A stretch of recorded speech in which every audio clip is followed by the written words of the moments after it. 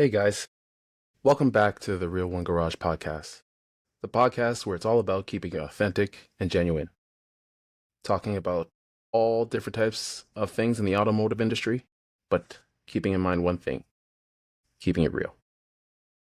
So today is another continuation from the Japan experience that I had back in 2023. Again, took too long for me to actually get all this information out. So it's well deserved for you guys to get all this information in and see how my perspective from my Japan experience was.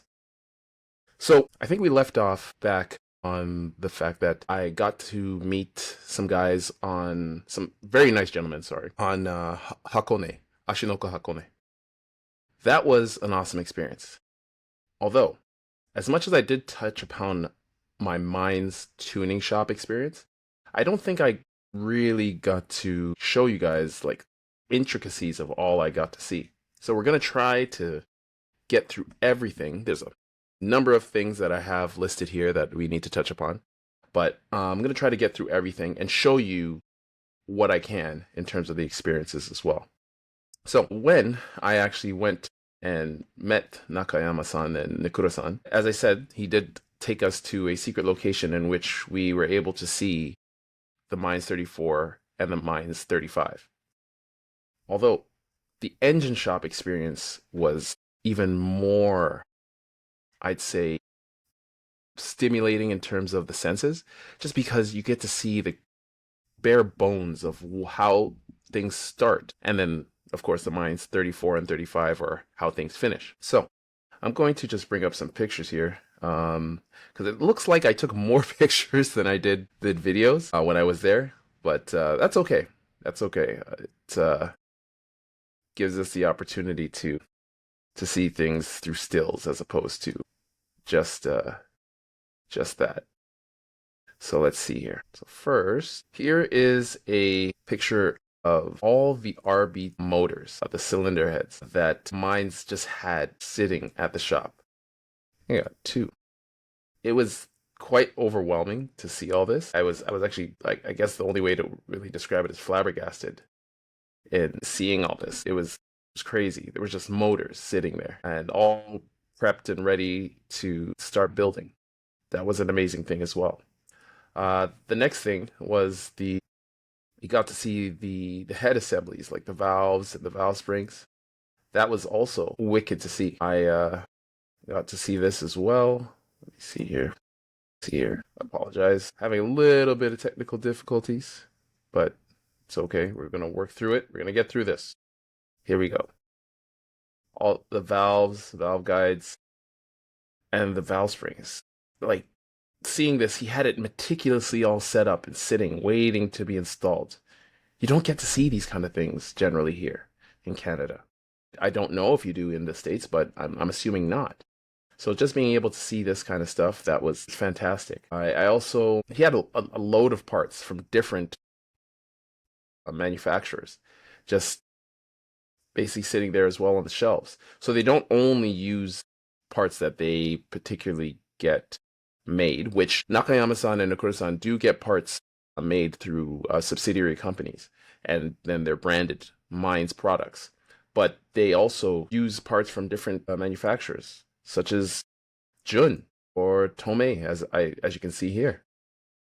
They had these parts just sitting here on the shelves. They also use the HKS parts and Greddy. They have an assortment of parts that you see the conrods there as well that they use that were just sitting on the shelves. It was really a testament to show that all the Japanese companies work in collaboration with each other. I thought it was a wicked thing to see.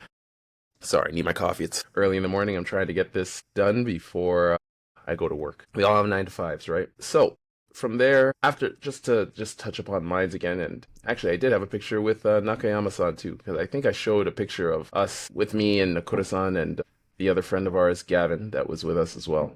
But I also had a picture with Nakayama-san as well. I get to have this picture forever as a memory to show that I actually had an experience. myself, like honestly, and Gavin, it was it was just a treat to meet him. A very humbling experience. So from that, I had an assortment of experiences going forward from there. I actually went up north to Murayama for a bit to go and experience a little bit more in depth Japanese culture. It was actually I went to go a ryokan, which is a hotel in Japan that has hot springs. I would highly recommend to, even as a car enthusiast, just to if you drive there, it's even better. But just to go and experience a ryokan, it's a traditional Japanese hotel. I actually slept on a bed, but I would have liked to sleep on a futon just to experience that on tatami mats as well. But we did have a tatami mat kind of little living room in the hotel room. And then the hot spring was the greatest thing. Now, just to let you know a couple things. One, you may have to really search for a ryokan that will allow you to use the hot springs if you have tattoos like I do. Because generically, the ryokans do not allow people who have tattoos to go into the hot springs. I have never actually looked up the specific reason, but I will look into that. But just for your information, so you don't make a mistake ahead of time booking one that does not allow you to go in with tattoos, this gives you a heads up. Second, in case you didn't know this, I'm just going to sip my coffee while I prepare to tell you this. You have to go in butt naked. Yes, butt naked. I was under the impression just from animes, because I used to see in animes like Naruto that they used to have a towel around them. So, I thought, okay, you go in there with a towel. I guess that was the thing. No, you actually go in naked. That's just how it is. No swim trunks, no nothing. It's publicly shared among people in the hotel. So that's another thing to be aware of. So you also, it is what it is. You really start off by washing yourself off, and then once you wash yourself off, you go into the hot spring. You're not really supposed to stay in there for too long of a time because the heat is pretty intense, unless you kind of go in during the time I went, which was during winter time. So I was outside in a hot tub kind of thing, like a natural hot tub, a hot spring. So the heat didn't hit me as bad. But they had one outside and had one inside. I think the inside one would have made me a little lightheaded if I stayed there too long. So you have to be mindful of that. But yes, I went there. I did that. I also did a samurai experience. So there was another part of just traditional Japanese culture that I got to intake.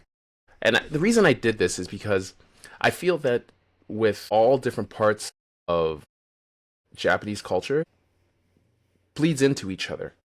The meticulous way of how they handle themselves in different aspects of their culture, it actually is shown in car culture as well.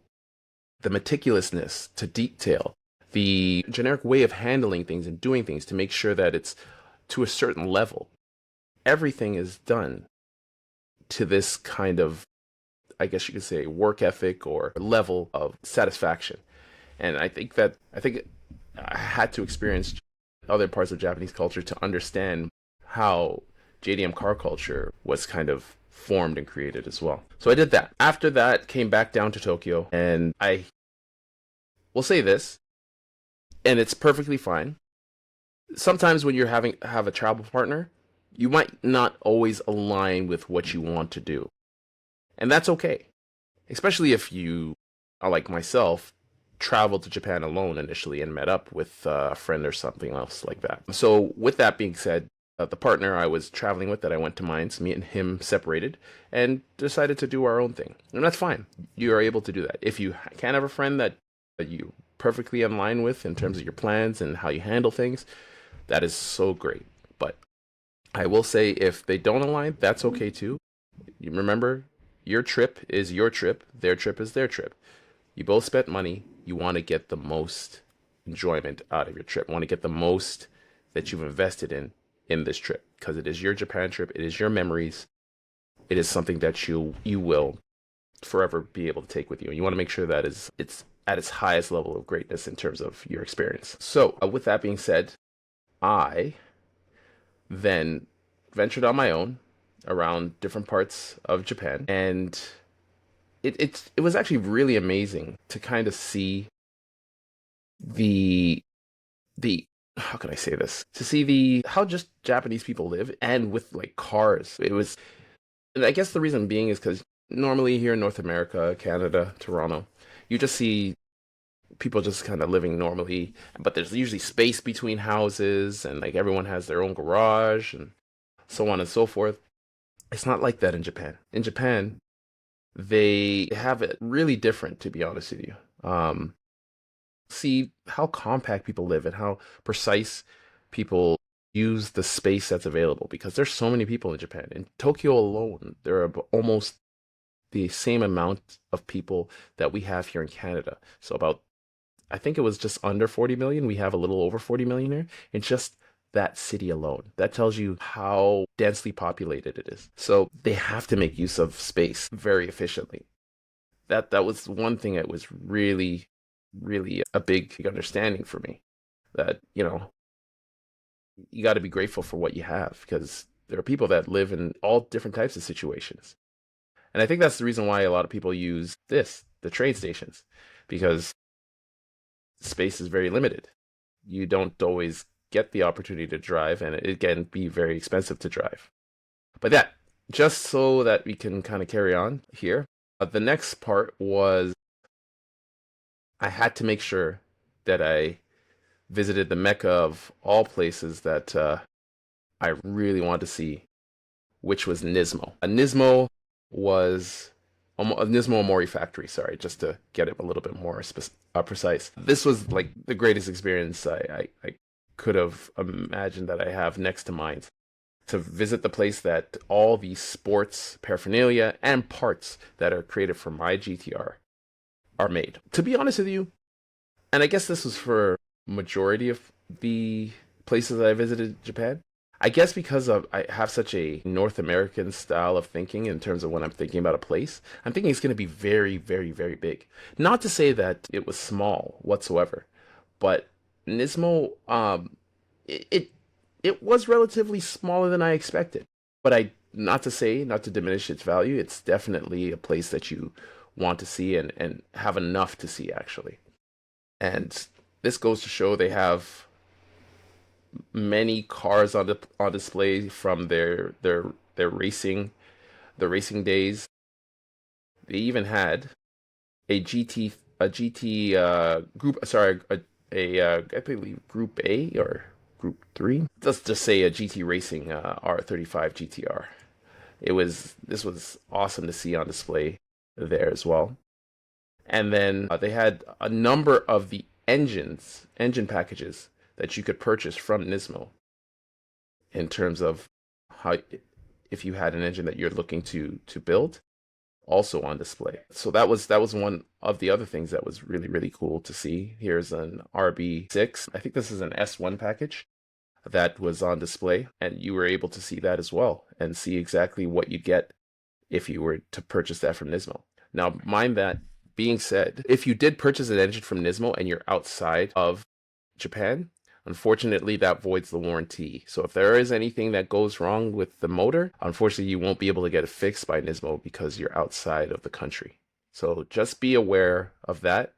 That's why, if anything, you may want to use a shop that's bringing those parts in to the country and then getting a warranty through them for any issues. That will. Then the other thing that was really cool to see in the Mori factory was this that was displayed was in their engine room, or where they work on any of the cars. They're basically their mechanic shop. It was so clean. I've never seen a mechanic shop this clean in my life. It was actually overwhelming to see, but it also shows you the potential that you don't actually have to work in like a oily, dirty, kind of grimy place when it comes to a mechanic shop. It can be meticulously kept clean and organized.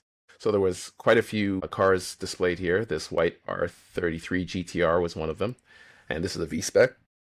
And then the other thing that was pretty cool to see was there was a Z-Tune on display, the rarest of all the GTRs, the Z-Tune, at least in the forest capacity. I was able to see this and just take it really in with the hood, the Z-Tune front bumper, the fenders. The LMGT4 is on it, the diffuser at the bottom. Everything was just so well put together.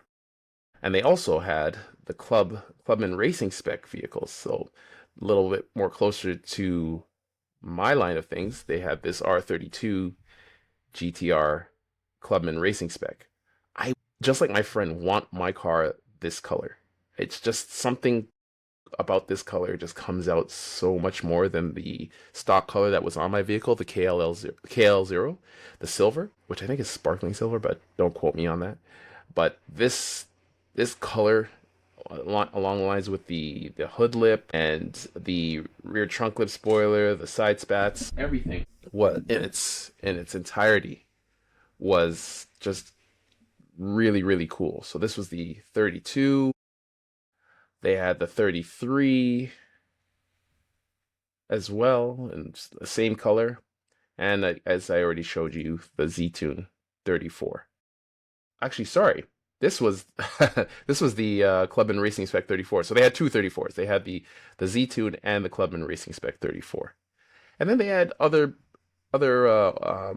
customers' vehicles just in the shop being worked on as well, from just all put together to bare bones. It was really awesome to see so many different different cars there to really take in. And then even as well, when I even had just gotten to the factory, there was, let's see here, I believe I have it here. Yeah, there was a 34 sitting in the parking lot, in the wild, so to speak. I thought that was very cool as well, just to take that in. So I got to go there, take in all that that's Nismo Omori factory had to offer, and bought a few parts for my 32 GTR as well. So hopefully, once I get a chance to work on the car, I'll get to show you some of the parts that were on that car as well. After that, I had met up with my friend Albo, as you know him, Albo Media, on all social media platforms, and we hung out. And he took me for a drive. I actually was following him here in my rented GR Yaris. There's his Forester STI in the front. Went out to get something to eat. You'll see my GR Yaris in this next picture, but we also got to see a Nismo R35 GTR in the wild. Like that was also really crazy. It was just at a Combini that we had just visited to get something to drink. Yeah, it's always a good time with Albo. You got to see all different sorts of sites. He even took me to some anime shops to take in some sights of different things that all different types of people are into. It was really cool. We even went to an arcade, and yeah, played Dance Dance Revolution. That was hilarious. I realized that my skills have severely declined since my high school days in playing this game. But it was quite nostalgic to play with these guys and enjoy the good times. These will be memories I treasure as well. And then to go based off that again, the other thing we went to was Daikoku Futo. I'm just going to show you some of that here. Uh, Daikoku Futo is really overwhelming.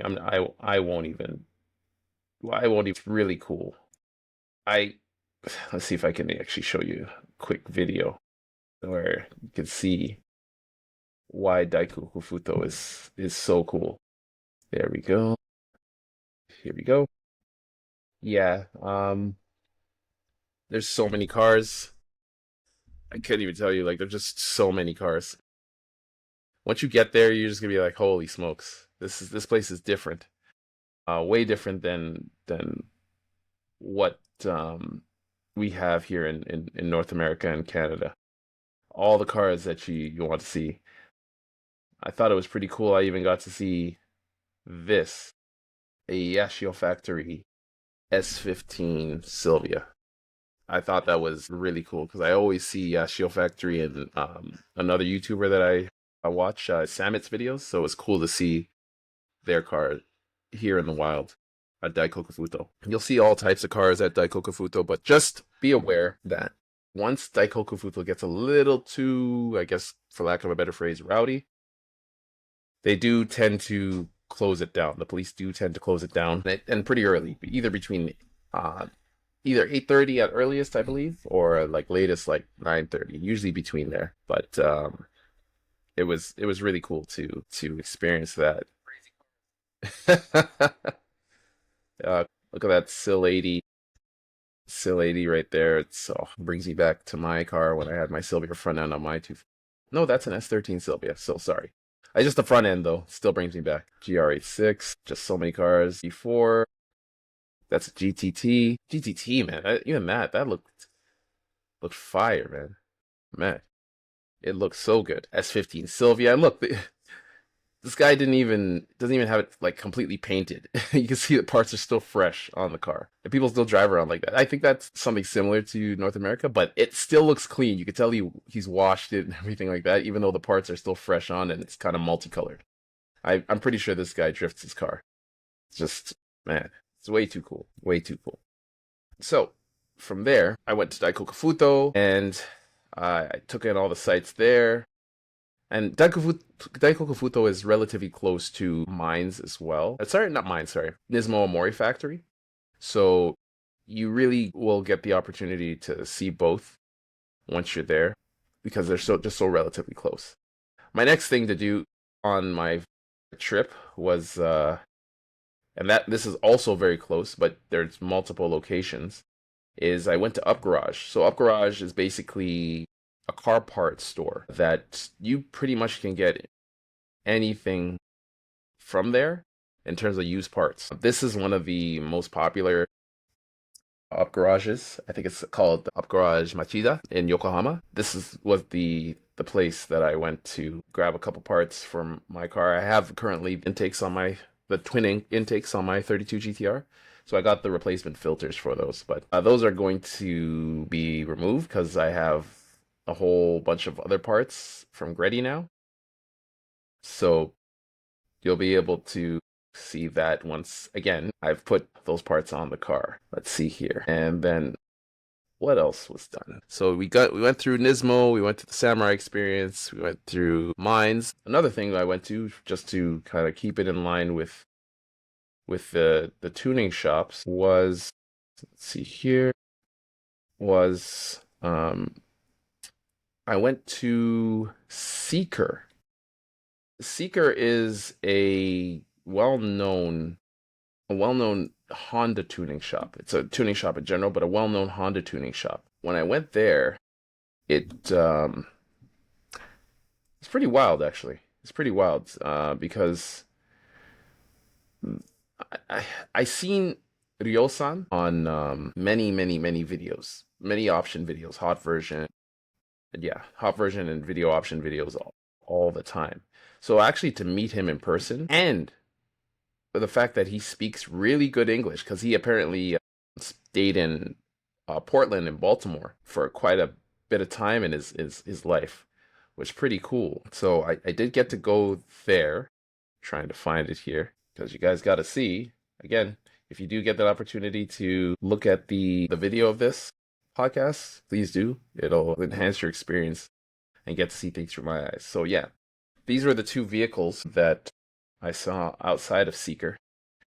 And there was another vehicle there. There's a Honda S660 getting worked on in the car, in the shop itself. Yeah, it was pretty wild. And I got to meet a friend who we keep in contact with. He's the one who took me to Seeker. His name is Chris. He had an S2000 at the time, and yeah, that's another thing. You're gonna probably meet people, generally people that are on the same kind of wavelength as you, very friendly, just good all around JDM car enthusiasts. Just because that's the reason why you're in Japan. I also went to Spoon with him and got to see Spoon's tuning shop as well. Had to check out Spoon. That's me there with one of the staff, and got to see their upstairs where they have all their cool cars that are tucked away, as well as cars being worked on. That was wild to see that. And then I also signed my name there I am on the wall that they have there for everyone to sign their name. It's funny enough, I didn't even realize I signed my name close to somebody else that's from Toronto. And then I also got to see the GT Racing Spoon S2000. That was also really cool. They actually turned it on for me, so I have a video as well of them turning it on and letting it run. So that was an awesome experience. Spoon is just the people there are just really nice, and it's just in such just an unexpected location. Just like you're just walking around the streets and it's just right there. Type one. It's just I don't know. It's just really cool to see where it is and just take that in. So think we're gonna draw this to a bit of a close. Only other thing I did was when I went to Japan as well as I did take the Shinkansen. And again, if you have a JR pass, as I showed you before, you'll be able to take it as well from Tokyo Central Station all the way to Kyoto. I went to Kyoto to take in some more traditional sites of Japan, the temples, and just the serene nature of what Kyoto had to offer. It's really different, to be honest with you, going to Kyoto versus going to Tokyo. You see a lot different types of people. I'll even say this, for one of the things that you may not know is that when you're standing on an escalator, and this was in Kyoto and Osaka, more Osaka actually, because Osaka is the more the metropolitan part. You stand on the right side if you're looking to just let the escalator go, take you up, and then you leave the left side open for people to move. The parts of Kyoto and Osaka, you do the opposite. It's the left side you stand and the right side for people to walk up. But yeah, this was another cool part of being in Japan. Took some pictures of myself next to some cherry blossom trees and took a lot of pictures of just the naturescapes that Japan had to offer, and some of the housing, because I don't know, just the housing is just so super cool there. Still kind of want to live there. But yeah, in a nutshell, was my Japan trip. I had an awesome time. I definitely want to go back. I want to take in as much as I can and try to go to some other parts of Japan further south, even Okinawa, and actually meet some of the people that have been able to build somewhat of a friendship and a relationship with online, that are into car culture and different parts of Japanese culture as well. So hopefully I get to go down further south. I want to go to Fukushima so that I can go to Garage Active and meet Sakamoto-san again and see all he has to do in terms of creating those carbon fiber cars. And again, I have to really point this out. If you are able to get one of these, a JR pack, see if I can kind of make it so that the light doesn't shine on it. But there you go. I think it's a little bit better. A JR pass. There we go. We got it kind of in focus there. This will give you the ability to travel very easily to those places. You don't have to drive. You don't have to pay the tolls. I do recommend try driving in Japan, but let public transit take you there. It's a lot easier. But I think I'll draw to close there, just because we're getting a little lengthy in time.